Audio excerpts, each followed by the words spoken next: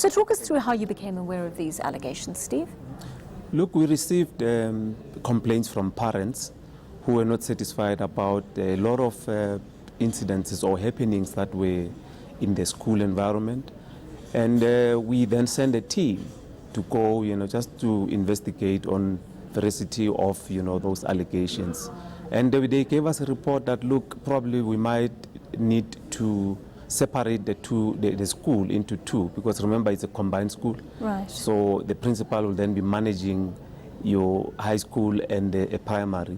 So we have decided that we're going to, finalize the process of separating the schools. We'll have a primary and a high school. But then the allegations, we felt that the principal need to need to, respond to those charges. Hence, we've decided that let's suspend him, remove him from the schooling environment, so that the investigation that will continue is not going to be hampered, because there's so many allegations that are coming, that of nepotism.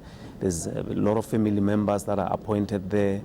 And the third one is that of appointing your, SGB teachers, which are unqualified, and go to an extent of paying, their fees, those that are still in the higher, institution of higher learning. So we are saying we need to understand what transpired, so that we then move, and we need to really transform the school, because when you look at the learner population, it's 70 black and 30% white, but the teacher population, it's 90% white.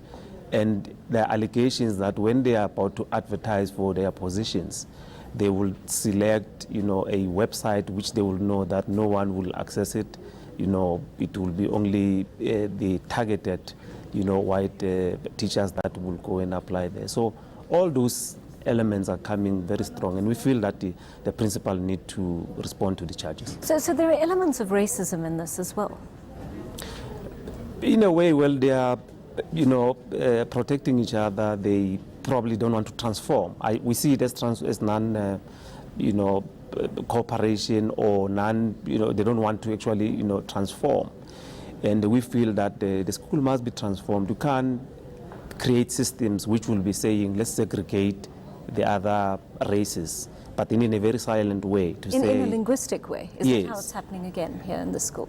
No, linguistics, no, it's fine. That one we are okay, because it's a English medium school. Right. Mm-hmm. As you will know, that the school has been there for many years, but when the demographics changed, they then decided to also change the policy of the school, because remember, we said the SGP has a responsibility to change the policy or the medium that must be communicated at the school or be taught. Learners must be taught with. So yeah. Steve, let me just ask you a question. When your team got to the school, were they able to verify over a period of time that many of the teachers employed there were actually relatives or friends of the principal? Look, we do have information at our disposal which confirms that there's about 6 families there.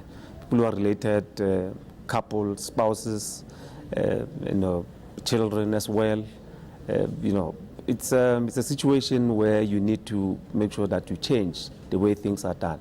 And as for the unqualified teachers, they will use the SGB posts, because those ones, SGB as they need to decide on whether to appoint or not.